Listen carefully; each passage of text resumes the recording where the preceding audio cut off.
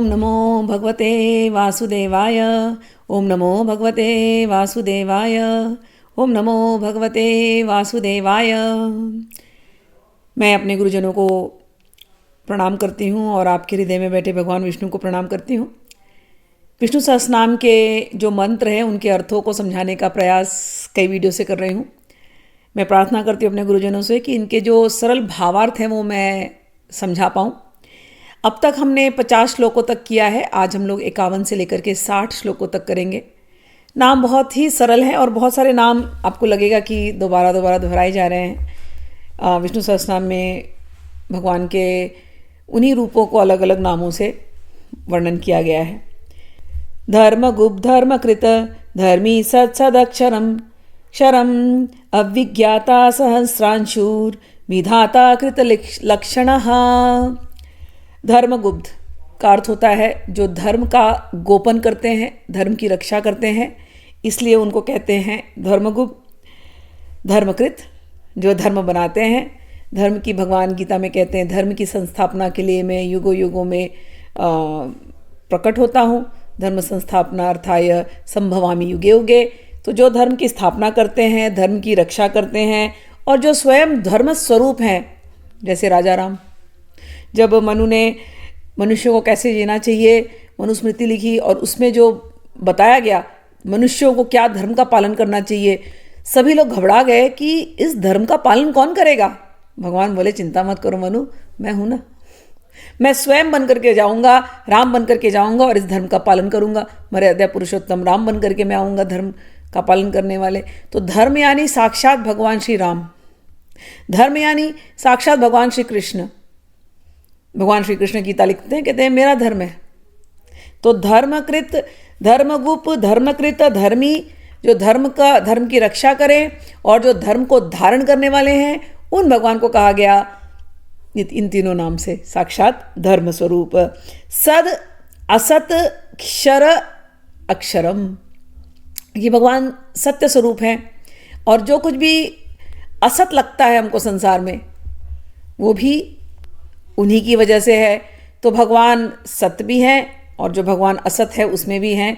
और क्षर और अक्षर की जो चीज़ क्षर हो रही है उसमें भी भगवान हैं और सारे भूत जो हैं वो क्षर हैं और भगवान जो है वो कूटस्थ अक्षर हैं। गीता में भगवान यही बात कहते हैं कि सरक सर्वाणी भूतानि, इसका डेफिनेशन दिया भगवान ने, सरक सर्वाणी भूतानि कूटस्थो अक्षर उच्यते, कि क्षर सारे जीवात्मा आते हैं जाते हैं, सारे पंचभूत भी। धरती का प्रलय होगा, जब इस ब्रह्मांड का प्रलय होगा तो सब कुछ चला जाएगा, तो क्षर। लेकिन जब सब कुछ चला जाएगा फिर भी जो रह जाएगा वो हुआ अक्षर।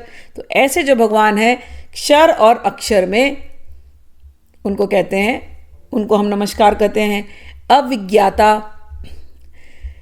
हम लोग जो हैं जीवात्मा है, तो हम इस शरीर में होने की वजह से हम कर्म कर रहे हैं और जो कुछ भी कर्म की वजह से हम संकल्प विकल्प करते हैं, हमें इसका विज्ञान होता है। ये सारे कर्म जो हम करते हैं वो सब कुछ कल्पित ही है, आज है कल नहीं है। लेकिन ये सबका विज्ञान होते हुए भी हमको असली ज्ञान नहीं है। भगवान ये जो आत्मा के ऊपर जो वासना की जो एक आवरण चढ़ा हुआ है हमारे अंदर, जिसकी वजह से हम ये सारे संकल्प करते हैं, भगवान इन सबसे ऊपर हैं, उन सबसे विलक्षण है। इसीलिए भगवान को अविज्ञाता कहा गया। उन भगवान को नमस्कार है। सहस्त्रांशु, सूर्य भगवान जो है, सूर्य भगवान की इतनी किरणें हैं, वो सारी किरणें जो है वो भगवान विष्णु ही हैं, इसलिए उन भगवान को हम नमस्कार करते हैं। और जिस तेज से प्रज्वलित होकर के सूर्य तपता है, वह तेज भगवान गीता में कहते हैं आदित्यों में मैं सूर्य हूँ। तो उन भगवान को हम नमस्कार करते हैं। तो आप सूर्य भगवान को कभी भी देखना तो साक्षात भगवान विष्णु है। उन सूर्य भगवान को हम नमस्कार करते हैं, उनकी रोशनी को नमस्कार करते हैं। और वो रोशनी उनको मिली कहाँ से?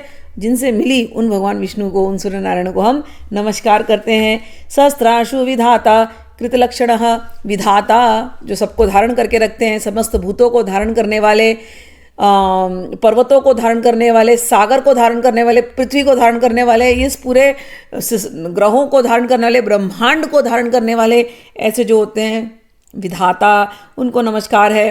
कृतलक्षणः, वेद वेदांग पुराण इत्यादि जो बने उनमें नाना प्रकार के लक्षण दर्शाए जाते हैं, तो उन लक्षणों से जो शास्त्रों की रचना करने वाले हैं, जैसे भगवान व्यासदेव, जैसे हम श्रीमद् भागवत कहते हैं, तो श्रीमद् भागवत महापुराण हुआ, तो महापुराण में 10 लक्षण होते हैं। ऐसे देवी पुराण हुए, कुछ पुराणों में 5 लक्षण होते हैं, जैसे गीता वगैरह उसके अंदर 5 लक्षण होते हैं। तो वो जो लक्षणों से जिन्होंने शास्त्रों की रचना की, ऐसे जो भगवान हैं वही भगवान विष्णु हैं। और कृत लक्षण का दूसरा अर्थ है जो नित्य सिद्ध हैं, नित्य सिद्ध होकर के चैतन्य स्वरूप में रहते हैं, ऐसे जो भगवान हैं उनको हम कृत लक्षण कहते हैं। ऐसे भगवान को नमस्कार है। श्लोक 52। गभस्तिनेमि सत्वस्थः सिंहो भूतमहेश्वरः आदिदेवो महादेवो देवेशो देवभृद्गुरुः। गभस्तिनेमि, जो गभस्तियाँ यानी कि जितने ग्रह वगैरह हैं, तो ये जो ग्रहों का जो चक्र है, तो वो उन ग्रहों से रश्मियाँ निकलती हैं, तो उस रश्मियों को, उन किरणों को हम कहते हैं गभस्ती। तो इन किरणों के बीच में, सारे ग्रहों के किरणों के बीच में जो सूर्य रूप से स्थित हैं, सारे ग्रह इन सूर्य भगवान के आसपास ही मंडराते हैं ना, तो जो सूर्य रूप में जो स्थिर है उनको कहा गया गभस्तिनेमि। ऐसे भगवान को नमस्कार है। सत्वस्थः, जो सत्व में रहते हैं स्थायी रूप से, सभी प्राणियों में जो सत्व गुण के रूप में हैं, प्रकाश रूप में जो हैं सभी प्राणियों के अंदर, ज्ञान रूप में है, शुद्ध सत्व ज्ञान रूप में है, आध्यात्मिक ज्ञान के रूप में है, ऐसे जो भगवान हैं वो सत्वस्थः। सिंहो, सिंह से तो एक नाम याद आ जाता है सीधे, भगवान नरसिंह की जय हो। संस्कृत में सिंह लिया नाम तो उसके कई अर्थ आ सकते हैं। तो एक अर्थ तो ये हुआ जैसे मैंने कहा भगवान नरसिंह, दूसरा जो सिंह के समान महान पराक्रमी है तो वो नाम हुआ। फिर संस्कृत में इनका जो सूर्य का एक और दूसरा नाम होता है भामा, जैसे सत्यभामा, तो सत्यभामा भी यही भगवान हुए। और नरसिंह भगवान तो यही, तो उन भगवान को नमस्कार है जो सूर्य के समान है, जो सत्यभामा है, जो भामा है, जो भीमा है, जो सूर्य हैं, जो सिंह हैं, जो नरसिंह है, जो ऐसे भगवान को हम नमस्कार करते हैं। भूत महेश्वरः, अब इसमें महेश्वर नाम आ जाता है। मैंने जब विष्णु सहस्त्रनाम शुरू किया था तो पहले के कुछ श्लोकों में मैंने बताया था कि भगवान में हरिहर तत्वों में भेद नहीं करना कभी भी। तो मैं तो जब इन नामों को देखती हूँ, एक तो भगवान विष्णु को नमस्कार होता ही है, जैसे ही महेश्वर नाम आ जाता है और ऊपर से भूत महेश्वर, तो भूत भावन विश्वनाथ, एक विश्वनाथ है एक जगन्नाथ है, ठीक। और तो ऐसे जो भूत महेश्वर है तो उनको, भूतों के जो महान ईश्वर हैं, ऐसे भगवान को हम नमस्कार करते हैं जो महेश्वर रूप में स्थापित हैं, भूत भावन महेश्वर के रूप में। और जो आदि देव हैं, भगवान सब भूतों का आदान करते हैं, इसीलिए भगवान को आदिदेव भी कहते हैं। इसलिए भगवान आदिदेव, जिनको पहला पूजन होता है। महादेव, महादेव, देवाधिदेव महादेव आ गए ना। विष्णु सहस्त्रनाम में जगह जगह पे भगवान के नाम इस प्रकार से आते हैं। अच्छा, ये तो साक्षात अभी दिखाई दे रहा है कि अच्छा, विष्णु का नाम है महेश्वर, विष्णु का नाम है आदिदेव, विष्णु का नाम है, अच्छा सिंह नाम आया था ना। तो सिंह, जब शेरावाली, सिंह जो है जिस पर शेरावाली बैठती है वो शेर भी भगवान विष्णु ही है। और ये कथा त्रिपुरा रहस्य में आती है और इसको मैंने पहले बोला है।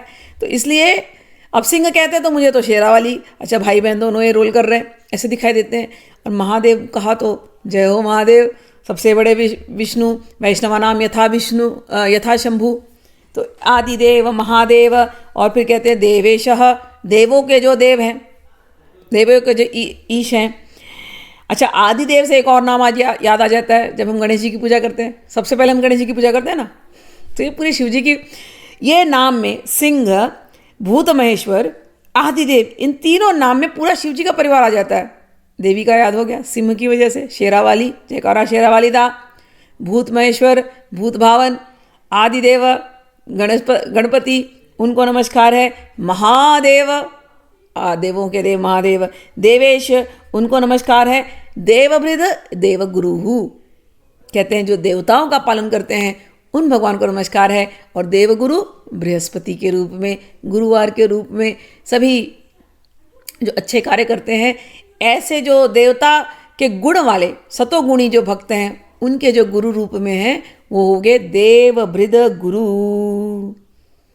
जो साक्षात गुरु हैं उनको नमस्कार है। जो देवताओं का भर्ता भी है उनको नमस्कार है। आगे चलते हैं। अच्छा, देवभृत गुरु, ठीक है ना, एक तो नाम हो गया बृहस्पति।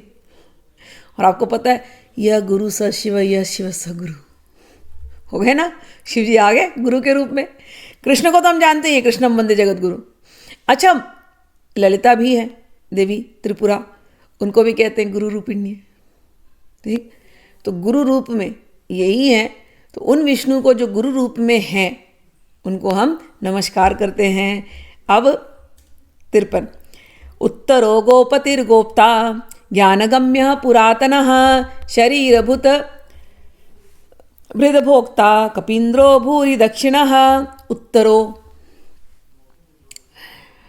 उत्तरा के गर्भ में जो आए थे, एक अर्थ तो सीधे ये, जब भाव में जाते हैं तो भगवान जब लीलाएं करते हैं ना, तो उत्तरा ने जिसको बुलाया था और उत्तरा के गर्भ में जिसने आयन किया था, उत्तरा के गर्भ से जो प्रकट हुए थे, ऐसे जो भगवान है वो उत्तरो। आप लोगों को उत्तरा की कथा पता ही होगी। उत्तरा के गर्भ में परीक्षित जी थे और अश्वत्थामा ने चक्र फेंका था। उत्तरा को द्रौपदी ने सिखा दिया था, द्रौपदी ने सास थी तो वो सिखा दिया था उत्तरा को कि बेटा कभी भी कोई विपत्ति आए, कोई काम नहीं आने वाला, एक ही काम आने वाले श्री कृष्ण। तो जब ये चक्र फेंका गया था उसके गर्भ पर, अश्वत्थामा ने यह संकल्प लिया था कि पांडवों का जो आखिरी बीज है उसको भी मैं नष्ट कर दूं उस गर्भ के अंदर। और उसने ब्रह्मास्त्र फेंका था। उस समय उत्तरा ने चिल्लाया था, भगवान को याद किया था। और भगवान को जब याद किया उन्होंने कि मेरी रक्षा कीजिए, सीधे भगवान, वो किसी के पास नहीं गए, सीधे भगवान को पुकारा और भगवान उनके गर्भ में आकर के, चतुर्भुज रूप में आकर के गर्भ में परीक्षित जी को भगवान ने रक्षा करी है। और उसके बाद जब परीक्षित जी बाहर आए थे तो भगवान 9 महीने गर्भ में रहे उत्तरा के, इसलिए भगवान का एक नाम है उत्तरायण। और जब भीष्म पितामह जब युद्ध में जब लेटे थे वो बाणों की शैया पर, तो कहते हैं ना भीष्म पितामह उत्तरायण के लिए रुके थे। अब लोगों को लगता है नक्षत्र के लिए रुके थे, वो तो रुके ही थे, लेकिन उत्तरायण यानी जिस उत्तरा के गर्भ में जिसने अयन किया, ऐसे भगवान जो उत्तरा का अंश ही हो गए ना, गर्भ में से निकले तो उत्तरा का अंश हो गए। तो ऐसे जो उत्तरों हैं उनको हम नमस्कार करते हैं, जो संसार रूप संसार बंधन से उत्तीर्ण होते हैं, इसलिए भगवान उत्तर हैं। उत्तर का और एक अर्थ है सबसे श्रेष्ठ, जो है सर्वश्रेष्ठ हैं, जो इंद्र हैं, जो परमेश्वर हैं, सर्वोत्कृष्ट हैं, ऐसे जो उत्तर भगवान हैं उनको हम नमस्कार करते हैं। विश्वस्मात् इंद्र उत्तरः। अब फिर गोपति, बहुत सुंदर नाम है। गौओं के पति या गोपियों के पति या गोपों के पति, या गो का अर्थ है धरती, धरती के पति। गो का अर्थ है वेद, वेदों को जिसने दिया उसके पति, उसके स्वामी। तो गौओं का पालन करने की वजह से, गोपवेश धारण करने की वजह से गोपपति हैं, और गो पृथ्वी का नाम है इसलिए गोपति हैं। इंद्रिया, ये भी गो है, इनके जो पति मन, उनके जो पति ब्रह्मांडों के जो पति, उनको कहा गया गोपति। अब हैं गोप्ता, भगवान गोप्ता यानी भगवान सबके रक्षक हैं, उन भगवान को नमस्कार है। ज्ञान गम्य, ऐसे ज्ञान से उनको पकड़ा नहीं जा सकता, कर्म से अथवा ज्ञान के मार्ग से, कर्म ज्ञान इन दोनों के मार्ग से उनको पकड़ना बड़ा मुश्किल है। गोपति है भैया उनको जैसे गोपियों ने पकड़ा ना प्यार से, उनको वैसे पकड़ा जाता है।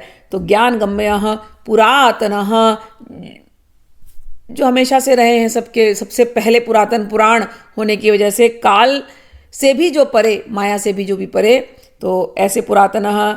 और शरीर भूत भृत, जो इस शरीर के अंदर रहते हैं, इस शरीर के की रचना करते हैं और जो इस शरीर का पालन करते हैं, ऐसे जो भगवान है उनको नमस्कार है। और जो भोक्ता, अगला नाम है भोक्ता, शरीर भूत भृत भोक्ता, कि इस शरीर में बैठ करके सब चीज़ का भोग भगवान खुद लगा रहे हैं। भगवान भोक्ता है, हम भोग्य हैं। तो हम जो कुछ भी खाते हैं, पीते हैं, आनंद लेते हैं, हमारे माध्यम से भगवान ले रहे हैं, लेकिन हमें ज्ञान नहीं है, हम भूल गए हैं। इसलिए लगता है कि भगवान कहीं दूर है। भगवान कहीं दूर थोड़ी बैठे, भगवान हृदय में बैठे।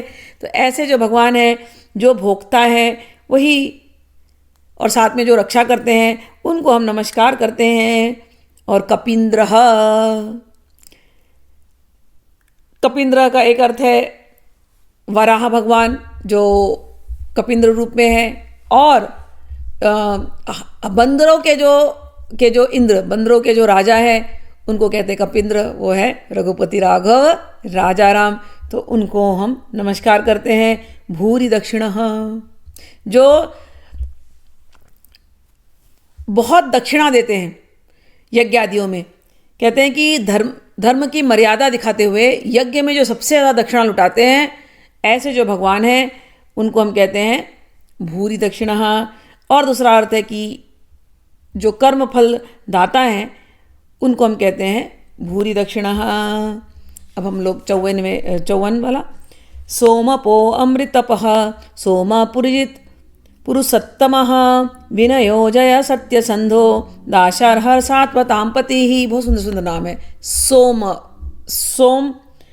सोमपः, कि जब हम यज्ञ करते हैं तो पहले जब यज्ञ वगैरह होते थे तो उसमें देवताओं को सोमपान कराते थे। बहुत सारे आयुर्वेदिक जड़ी बूटियाँ लेकर के उनके रसों को बनाया जाता है और उन रसों को देवताओं को अर्पित किया जाता है।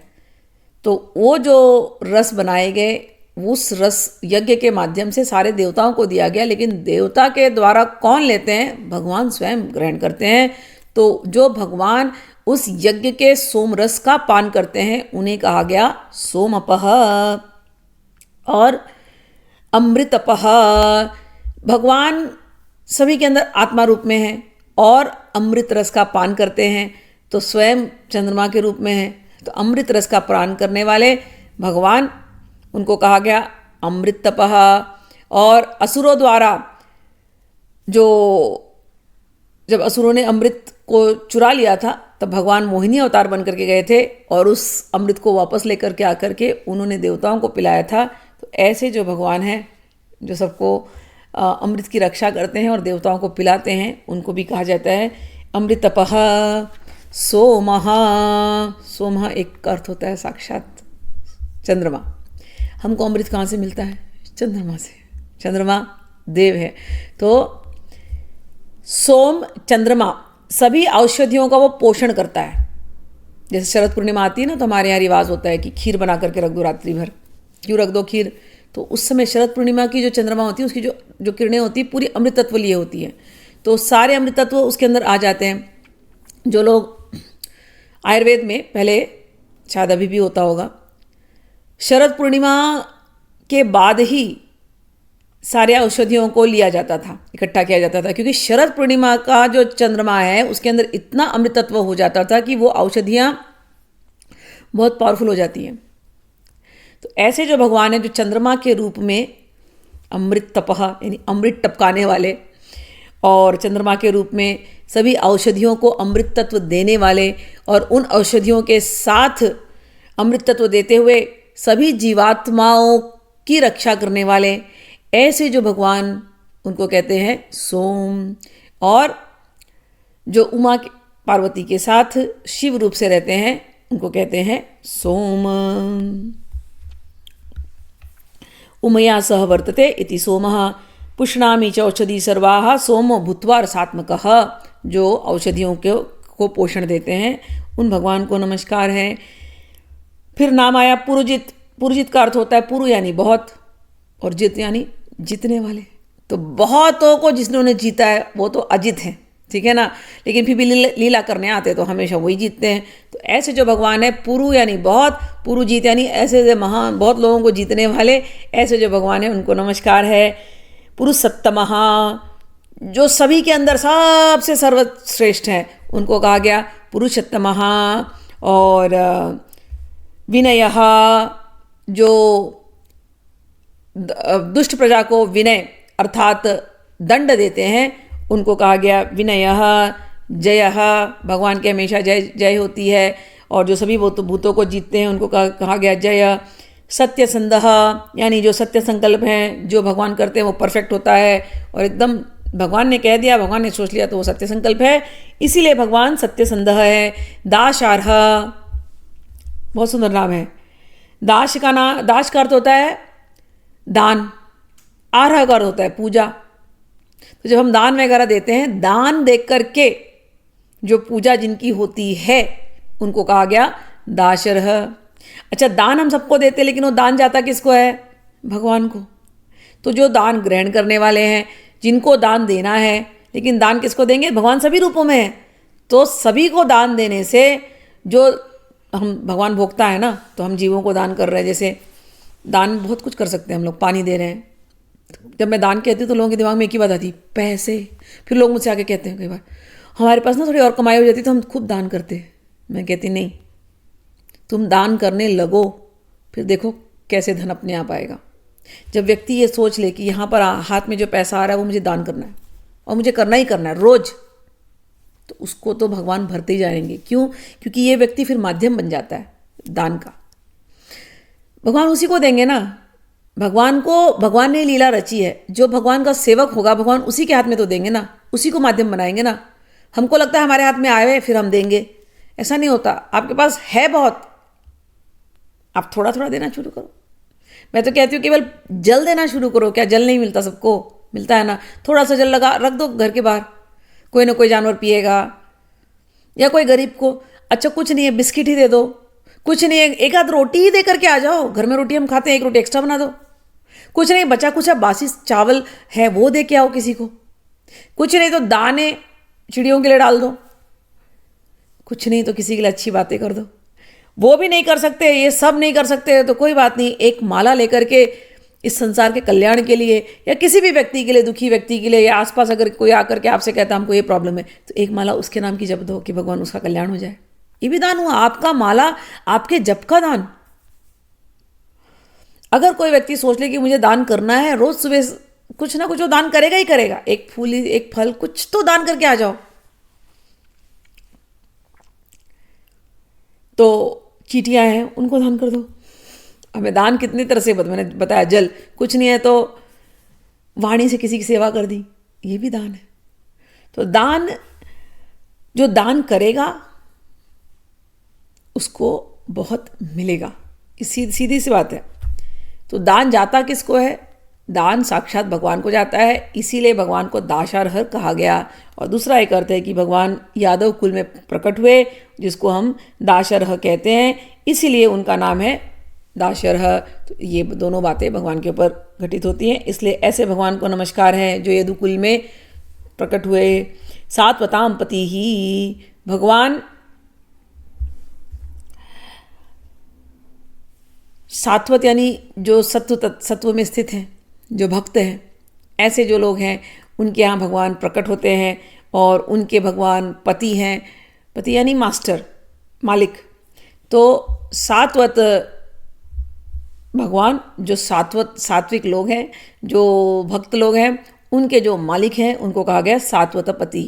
अब दूसरा एक और अर्थ है तांत्रिक लोगों के लिए, एक तंत्र होता है सात्वत तंत्र, और ये तंत्र जो है वो भगवान विष्णु का तंत्र है, लेकिन ये तंत्र जो है एकदम सात्विक है। इसमें नारायण की पूजा होती है। तो जो उस सात्वत तंत्र में जिस नारायण की पूजा होती है सात्विक तरीके से होती है, लोग हमेशा तंत्र को गलत ही समझते हैं, नहीं वही तंत्र बहुत सात्विक है। तो और लोगों को लगता है तंत्र यानी केवल शक्ति की पूजा, नहीं भाई, तंत्र यानी यहाँ विष्णु सहस्त्रनाम में नाम दिया गया सात्वताम पति। सात्वत तंत्र के जो पति हैं वो है भगवान नारायण, और उन भगवान नारायण की सात्विक तरीके से पूजा होती है, उन भगवान को कहा गया सात्वताम पति ही। 55वां श्लोक। जीवो विनयता साक्षी मुकुंदो अमित विक्रमः अम्बो निधिरनंतात्मा महोदधि क्षयोऽन्तकः जीवो, बहुत सरल है, तो सारे जीवों के अंदर जो क्षेत्र स्वरूप में रहते हैं, हमारे सबके अंदर, मेरे अंदर भी वही नारायण जो आपके अंदर है, तो उन नारायण को नमस्कार है जो क्षेत्र स्वरूप से प्राण धारण करने कर करके हर एक जीवों में रहते हैं, उनको नमस्कार है। विनयता साक्षी, विनयता मैंने पहले भी कहा कि दंड जो देते हो, ठीक है ना, धर्म को बना करके रखने के लिए जो दंड देते हैं, और प्रजा के जो साक्षी हैं, उनके विनयत्व के जो साक्षी, ऐसे जो भगवान हैं उनको नमस्कार है। मुकुंदो, बहुत सरल नाम है, मुकुंदो यानी जो मुक्ति देते हैं, तो ऐसे भगवान को नमस्कार है। अमित विक्रमः, तो भगवान ने वामन अवतार में 3 पग में सब कुछ नापना चाहा, लेकिन उनको कौन नाप सकता है उनके पग को, तो वो विक्रमी यानी महापराक्रमी है और वो सब कुछ नाप सकते हैं, लेकिन उनको नापना बड़ा कठिन है। तो अब उनके 3 पाद विक्षेप ही अमित हैं, अपरिमित हैं, ऐसे जो हैं उनको कहा गया अमित विक्रम। और जिनके पास जो अत्यधिक शूरवीर हैं उनको कहा गया अमित विक्रम। उन भगवान नारायण को नमस्कार है। अम्भो निधिर अनंतात्मा, अम्भ अर्थात जिसमें देवता या नारायण, ठीक है ना, अम्भो निधि का अर्थ है जिसके अंदर नारायण रहते हैं। अब 4 प्रकार के अम्भ हमारी श्रुतियों के हिसाब से। देवता, इनके अंदर भगवान नारायण है। मनुष्य, इनके अंदर भगवान नारायण है। पितर, इनके अंदर भगवान नारायण है। अच्छा, असुर, असुर में भी भगवान नारायण है। उन्हीं से तो आए ना, दिति, अदिति, दैत्य, ऐसा कोई चीज़ है जिसमें भगवान नारायण नहीं है। तो अम्भो निधि कि जिसके अंदर भगवान रहते हैं, इन चारों के अंदर भगवान रहते हैं, ऐसे जो भगवान हैं उनको नमस्कार है। दूसरा अर्थ भगवान गीता में कहते हैं कि मैं तो, हे अर्जुन, सरसा जो सरसामस्मि सागरः, जो सरिताएं हैं उनमें मैं सागर हूँ। अम्ब का अर्थ होता है पानी, पानी के अंदर रहने वाला मैं हूँ, इसलिए उन नारायण को जो जल में रहते हैं उनको नमस्कार है। अच्छा, अम्ब का एक और अर्थ है देवी की पूजा करने वालों के लिए, पानी। तो जो जल स्वरूपा है वो देवी, उस जल के अंदर जो निवास करते हैं वो मैं हूँ। तो अम्भो निधि, अम्भ जिनकी निधि है वो मैं हूँ, तो जल जिनकी निधि है वो नारायण है, उनको हम नमस्कार करते हैं। अच्छा, लक्ष्मी जी कहाँ से आई? सागर पुत्री हैं वो, तो उन लक्ष्मी, वो लक्ष्मी जी इनकी निधि है, तो अम्ब निधि भगवान नारायण है। तो ऐसे जो भगवान नारायण है, अलग अलग प्रकार से, जल से जो कुछ भी तुम्हें दिखता है वो सब कुछ भगवान का ही है, तो उन भगवान को हम नमस्कार करते हैं। समुद्र भगवान की निधि है, समुद्र से निकली लक्ष्मी जी भगवान की निधि है। लक्ष्मी जी ने जो कुछ भी निधि, धन ऐश्वर्य सब कुछ है, भगवान की निधि है। ऐसे जो भगवान है उनको हम नमस्कार करते हैं। अनंत आत्मा, भगवान देश काल और वस्तु से अपरिचिन्न है, इसलिए भगवान अनंत आत्मा है। महोदधि क्षयोऽन्तकः, जब सब कुछ प्रलय हो जाता है और प्रलय होने के बाद भी एक चीज़ रह जाते हैं, क्या? शेष। जब सब कुछ समाप्त हो गया तो क्या, जो कुछ बच गया, उस जो बचा होता है ना उसको कहते हैं शेष। जो बच गया उसको शेष कहते हैं, और भगवान उस शेष में रहते हैं। अब बताओ शेष कौन? शेष यानी शेषनाग। भगवान उस शेषनाग पर पौड़े हुए रहते हैं प्रलय काल में। तो पहले क्या कहा? अनंत आत्मा। इसमें बहुत सुंदर अर्थ आते हैं। अनंत आत्मा महोदधि क्षयोऽन्तकः, अनंत नाग जो हजारों फणके हैं वही शेषनाग है, और अनंत आत्माओं को अपने अंदर प्रलय काल में अपने अंदर समाने के बाद अनंत नाग शेषनाग का रूप धारण कर लेते हैं, और उस शेषनाग के ऊपर भगवान आराम से पौड़े हुए रहते हैं। और अंतकाल में तो ऐसे जो भगवान होते हैं, अंतक, जो भूतों का सारा अंत करने वाले, ऐसे भगवान को हम नमस्कार करते हैं। तो अनंतात्मा महोदधि क्षय, सागर में सोते हैं और सब खेल का अंत कर देते हैं। ऐसे जो अंत करने वाले हैं उन भगवान को नमस्कार है। श्लोक नंबर 56। अजो महार्ह स्वाभाव्यो जितामित्र प्रमोदनः आनंदो नंदनो नंदः सत्यधर्मा त्रिविक्रमः। अजो, अजह, अजह का एक ही अर्थ है जो अजन्मा है, तो अजह। और ज का अर्थ होता है जन्मना और अ का अर्थ होता है विष्णु। तो जन्मता कौन है? ब्रह्मा जी। तो अज वर्ड का अज जो शब्द है कई बार आया है इसमें, जगह में जगह जगह पे अज यानी अजन्मा। और अ का अर्थ होता है ब्रह्मा और ज का अ का अर्थ होता है विष्णु और ज का अर्थ होता है जो विष्णु से जन्मा, अज अज। तो अ यानी विष्णु और जो विष्णु से जन्मा ब्रह्मा, तो ये भी अज का ही अर्थ हुआ। तो एक है कि जो अजन्मा और एक अर्थ हुआ जो विष्णु से जन्मा। तो ब्रह्मा और विष्णु दोनों ही यही हैं, इसलिए इनका नाम अज पड़ा। महाआर्ह, महाआर्ह का अर्थ है आर्ह यानी पूजा, सबसे बड़ी पूजा जिसकी होती है उसको कहते हैं महाआर्ह। स्वाभाव्यो, जो अपने नित्य सिद्ध होने के कारण अपने ही स्वभाव से उत्पन्न होते हैं, अपने ही स्वभाव में जो रहते हैं, उनको कहा गया स्वभाव्यो। जितामित्रः, जो राग द्वेषादि जो आंतरिक जो गुण हैं जो शत्रु के रूप में आते हैं, उन सबको जो जितवा दे उनको कहते हैं जितामित्र। ये तो सरल अर्थ हुआ।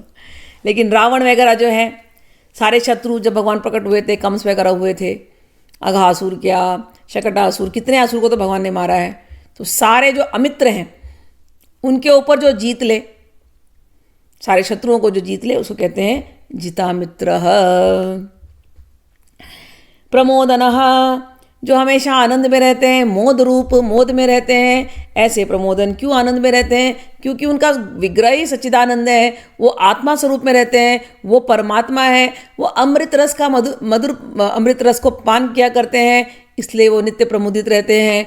ऐसे उनको कहा गया प्रमोदन। अच्छा, दूसरा, सारे योगी मुनि उनका ध्यान करते हैं, तो ध्यान में वो प्रकट होते हैं और ध्यान में प्रकट होकर के योगियों का मुनियों को प्रमोदित करते हैं। इसलिए ऐसे जो भगवान जो सबके आनंद का कारण है, भगवान श्री कृष्ण बनकर के आते हैं, सबको प्रमोदित करते हैं। जो भगवान सबको प्रमोदित करते हैं, उन भगवान को नमस्कार है। आनंदः, जो स्वयं आनंद स्वरूप हैं। नंदनः, जो दूसरों को आनंद देते हैं, उन भगवान को नमस्कार है। नंदनः का एक अर्थ है नंद नंदन भगवान कृष्ण। तो यहाँ पर नाम आ गया, देखो, आनंदो नंदनो नंदः, नंद नंदन आनंद स्वरूप, या नंद गोप को आनंद देने वाले, नंद बाबा यशोदा को आनंद दिया ना, तो ऐसे। तो आनंदो नंदनो नंदः, नंद नंदन जो साक्षात आनंद स्वरूप है, जो प्रमोदन करने वाले हैं, सबको आनंद देने वाले हैं, ऐसे भगवान को नमस्कार है। सत्य धर्मा त्रिविक्रमः, जो सत्य धर्मी हैं उनको नमस्कार है। त्रिविक्रम तो आपको पता ही है, वामन अवतार में धरती पाताल आकाश सब नाप लिया। ऐसे जो भगवान हैं उनको त्रिविक्रम कहा गया। तो इन भगवान को हम नमस्कार करते हैं। अब श्लोक नंबर 57। वाह, बहुत सुंदर नाम है, महर्षि कपिलाचार्य। मुझे बहुत अच्छा लगता है ये नाम, क्योंकि भगवान कपिल स्वरूप में आए हैं और भागवतम में कपिल उपाख्यान दिया। श्रीमद् भागवतम में पूरा सांख्य भगवान भागवतम ने दिया है, और वो पढ़ो। कपिल उपाख्यान के लेक्चर्स हैं चैनल पर, बहुत पुराने मेरे लेक्चर्स हैं। आप लोगों को यदि मन करे तो जरूर जाइए पुराने लेक्चर्स में, सुनिए। भगवान कपिल ने सांख्य की फिलॉसफी इतनी अच्छे से दी है। तो वो कपिल कौन थे? साक्षात भगवान श्री कृष्ण। तो कह रहे हैं, महर्षि कपिलाचार्य कृतज्ञो मेदिनीपति त्रिपदस्त्री दशाध्यक्षो महासिंह कृतांतकृत। महर्षि कपिलाचार्य, मैंने आपसे कह दिया, जो कपिल बनकर के आए थे, देवहूति के पुत्र। और ये सिद्धपुर में, महसाना गुजरात में इनकी सिद्ध स्थली है, वहाँ पर वो प्रकट हुए थे, कर्दम मुनि और देवहूति के पुत्र बनकर के। और इनकी पूरी प्राकृतिक की कथा श्रीमद् भागवतम में है। और कपिल सागर, गंगा सागर में इनका आश्रम है। तो यहाँ पर भी इनकी बहुत सारी लीलाएं हुई हैं। और इन्होंने हमको सांख्य योग दिया। जो भी सांख्य संसार में मिला है, आप किसी को भी जो भी सांख्य जानते हो, चाहे बौद्ध धर्म के सांख्यायन एक ऋषि हुए, सांख्यायन ने भी जो सांख्य दिया है, सांख्य की उत्पत्ति हुई है महर्षि कपिल से। ये साक्षात भगवान रूप में आए हैं। तो इन महर्षि कपिल को हम नमस्कार करते हैं। जो भी आप अष्टांग योग भी सीखना चाहो, सब कुछ ये सांख्य योग में। सांख्य योग उसको कहते हैं कि सारे सृष्टि को 24 तत्वों में, 25 तत्वों में, भगवान को लेकर के 25 तत्वों में जिसने विश्लेषण करके हमको पूरी सृष्टि का साइंस बताया हो, संख्या में, सांख्य नहीं संख्या, पूरे एनालिटिकली उसको एनालाइज करके कि पूरा जो ब्रह्मांड है, यद पिंडे तत् ब्रह्मांडे, यद ब्रह्मांडे तत् पिंडे, तो जिसने ब्रह्मांड को और इस पिंड को केवल 25 तत्वों में ला करके समझा दिया हो, भक्तिपूर्वक उसका तत्व विवेचन किया हो, जो सिद्धों के सिद्ध हैं, ऐसे जो भगवान हैं, जो वेद जानते हैं, सारा वेदों को वो जानते हैं, इसलिए उनका नाम है कपिल। और वो सिद्धों के सिद्ध हैं, इसलिए महर्षि, सारे ऋषि उनको प्रणाम करते हैं। और सांख्य का शुद्ध तत्व ज्ञान उन्होंने दिया, इसीलिए ऐसे जो भगवान है, सिद्धानाम कपिलो मुनि ही, ऐसे जो भगवान है उनको नमस्कार है। सांख्य यानी मैंने अभी आपको बताया शुद्ध आत्म तत्व का विज्ञान 25 तत्वों में दे देने वाले, उसको कहते हैं सांख्य। तो उन सिद्धों में जो कपिल हैं उनको हम भगवान गीता में कहते हैं कि सिद्धों में मैं कपिल हूँ। तो ऐसे जो भगवान हैं उनको हम नमस्कार करते हैं।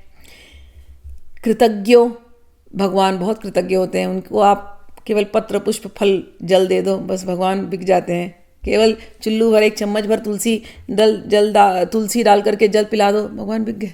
भगवान क्या, सुदामा की लीला आप लोगों को पता है, 3 मुट्ठी वो चूड़ा खाने से भगवान क्या नहीं दे देते हैं। भगवान ऐसे हैं। एक भगवान जब छोटे थे, बालकृष्ण रूप में आए थे, तो एक फल बेचने वाली उनके पास आई और बालकृष्ण रूप में भगवान उनके पास गए। अब उनको फल लेना है तो क्या दे लेकर के जाए, तो मुट्ठी भर अन्न लेकर के भगवान गए और उनकी मुट्ठी इतनी छोटी थी कि वो सारा अन्न गिर गया। फिर भी कहा मुझे फल दे दो, मुझे फल चाहिए। और वो फल वाली ने सारा टोकरी का फल दे दिया। जब सारे टोकरी का फल दे दिया ना, तो भगवान ने ऐसे मुट्ठी से जो अन्न फेंका ना, वो सारे अन्न जो है ना रत्न बन गए। ये है भगवान, कि भगवान के लिए आप इतना सा कुछ कर दो, भगवान उसको कभी नहीं भूलते। तो भगवान बड़े कृतज्ञ हैं। ऐसे जो भगवान, उनको हम नमस्कार करते हैं। अच्छा, कृतज्ञ का तात्विक अर्थ भी है। मुझे भाव अच्छा लगता है तो भाव की कहानियों में प्यार आता है। बाकी तात्विक अर्थ ये है, कृत यानी ये कार्य रूप जगत, ज्ञ यानी आत्मा, ज्ञाता। तो भगवान कृत भी हैं, भगवान ये कार्य रूप जगत भी हैं और ज्ञ भी हैं, यानी भगवान इसकी आत्मा भी है, इसलिए भगवान को कृतज्ञ कहा गया। तो ये इसके तात्विक अर्थ है। चलिए,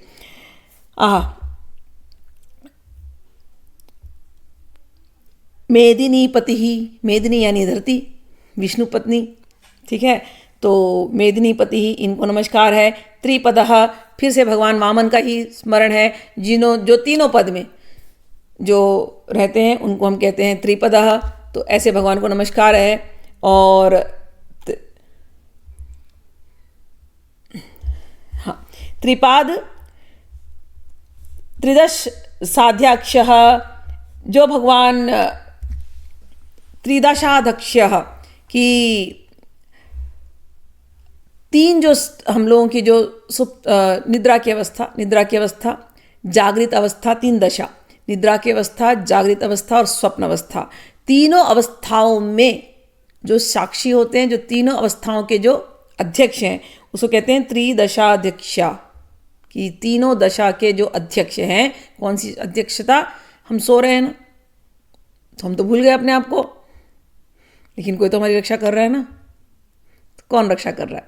तो उनको कहा गया त्रिदशाध्यक्षा। कि सोते समय, जागते समय, सपने में हमको कोई चाकू मार देता है, लेकिन कोई मारता है क्या अपने?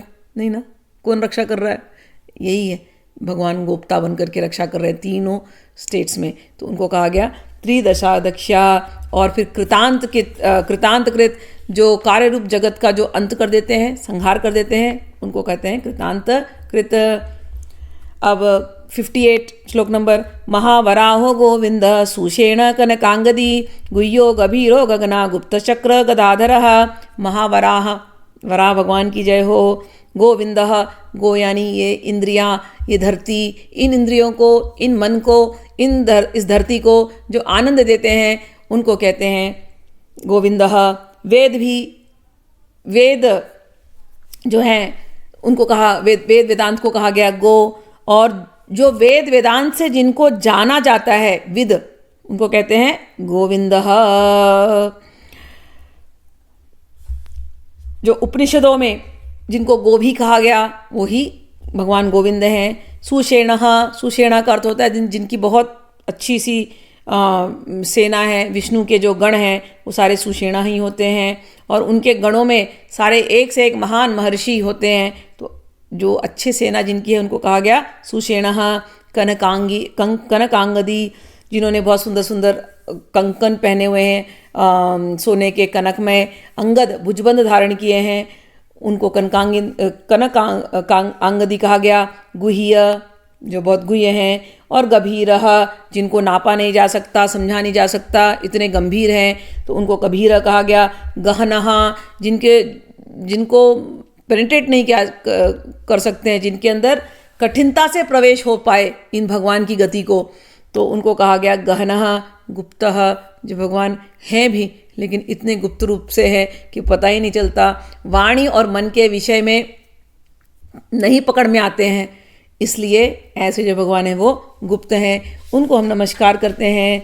59 वेधा स्वांगो अजितोः कृष्णो दृढ़ संकर्षणो अच्युतः वरुणो वारुणो वृक्षः पुष्कराक्षो मनः। भगवान वेधा है कि जिन्होंने विधान करने वाले, उनको कहते हैं वेधा। तो ये सारा जो कुछ भी आप देख रहे हो ये सब उन्होंने विधान किया है, इसलिए उनको कहा गया वेधा। स्वांगः, स्वांग का अर्थ होता है बहुत सुंदर है जिनके अंग, उनको कहते हैं स्वांगः।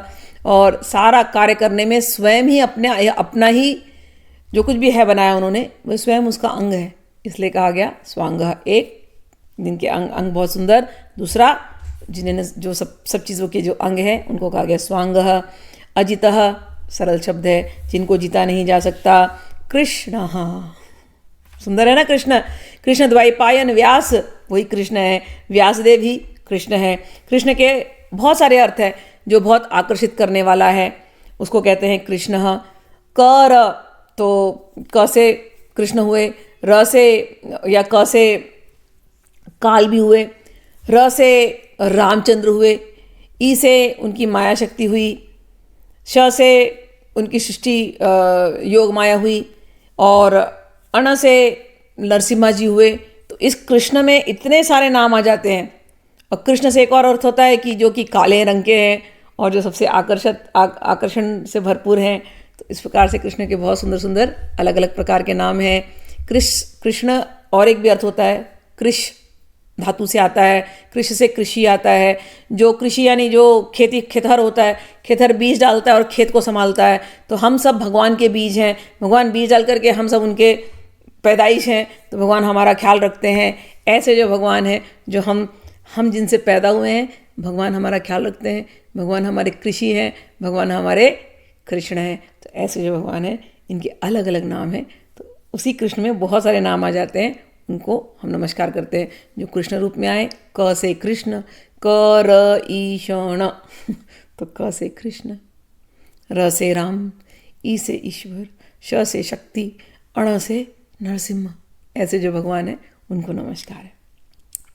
दृढ़, जो बहुत दृढ़ हैं हर चीज़ में, उनको नमस्कार है। संकर्षणो अच्युतः, जो संकर्षण है, जब ये प्रलय होता है वो सभी को खींचते हैं अपने अंदर। संकर्षण भगवान के रूप में अच्युत है। ये सब कुछ गिर सकता है लेकिन ये नहीं कभी गिरते, ये वैसी के वैसी रहते हैं। तो ऐसे जो संकर्षण अच्युत है, इनको नमस्कार है। वरुणो वारुणो, जो अपनी किरणों का संवरण करने के कारण सभी सूर्यों को की जो किरण है उसका संवरण करते हैं। संवरण करने के कारण उनको कहा जाता है वरुण।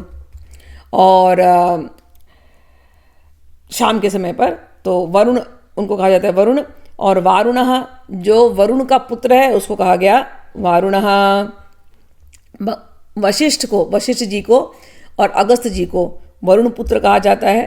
तो अगस्त रूप में भी यही थे और वशिष्ठ रूप में भी यही थे, इसलिए इनको हम वरुण भी कहते हैं। वरुण सागर के देवता भी हैं, तो वरुण भगवान को उस प्रकार से नमस्कार है। वृक्षः, गीता में एक बात आती है, 15वें अध्याय के पहला श्लोक में आता है, ऊर्ध्व मूलम अधः शाखम अश्वत्थ प्राहुरव्ययम। ये जो विश्व है ये एक उल्टा वृक्ष के जैसे है, जिसकी जड़ें आध्यात्मिक लोक में है, भगवान के लोक में है, गोलोक वृंदावन में। और ये जो लीला यहाँ पर क्षेत्र बनाया गया ये उल्टा वृक्ष के जैसे है। तो भगवान कहते हैं वृक्षः, कि भगवान सभी चीज़ का वृक्ष है, सभी चीज़ इन्हीं से आई हुई है। संसार वृक्ष भगवान है, इसलिए उनको नमस्कार है। पुष्कराक्षः, जो कमल नयन है, इसके ऊपर हमने पहले बहुत किया है विवेचन, इसलिए वहाँ इसको ज़्यादा नहीं करें। भगवान की सुंदर कमल की जैसे आँखें हैं। महामनाहा, ये सब कुछ भगवान का मन ही तो है, भगवान के मन का विस्तार है, संसार है। तो ऐसे जो हैं, जो मन रूप में, आत्मा रूप में सर्वत्र फैले हुए हैं, उनको कहा गया महामनाहा। अब आखिरी श्लोक लेते हैं। भगवान भगः आनंदी वनमाली हलायुधः आदित्यो ज्योतिरादित्यः सहिष्णुर्गति सत्तमः। भगवान षड ऐश्वर्य गुण जो होते हैं उनको कहा गया भगवान। षड ऐश्वर्य में जिनके कहते हैं कि जिनका सभी धर्म, सभी यश, सभी श्री, सभी ज्ञान, सभी वैराग्य जिसके अंदर है, उनको षड ऐश्वर्य युक्त भगवान कहा जाता है। भगवान भगहा है। भगहा, जो ऐश्वर्य होकर के सारे ऐश्वर्य को निकाल भी देते हैं, उनको कहते हैं भगहा। और भगवान आनंदी है, आनंद लेने वाले हैं। भगवान वनमाली हैं, सारे वन के पुष्पों को जो धारण करते हैं, ऐसे भगवान वनमाली, उनको हम नमस्कार करते हैं। हलायुधः, जो हल लेकर के, हल जिनका आयुध है, जो कृष्ण बलराम है, तो यही भगवान बलराम के रूप में हल इनका आयुध है, उस प्रकार से आए हुए हैं, तो इनको हम नमस्कार करते हैं। आदित्य, सूर्य रूप में है। ज्योतिरादित्य, आदित्य की ज्योति के रूप में है। सहिष्णु, जो बहुत पेशेंट है, बहुत सहिष्णुता है जिनके अंदर। गति सत्तमः, सभी भक्तों का या सभी जीवों का जो अंतिम गति है, ऐसे जो भगवान है उनको गति सत्तमः कहा गया। इन भगवान को हम नमस्कार करते हैं। इस प्रकार हमने 60 श्लोक खत्म किए आज। बाकी के श्लोकों का अर्थ अगले वीडियो में। भगवान विष्णु सब पर कृपा करें। जय श्री कृष्णा। राधे राधे।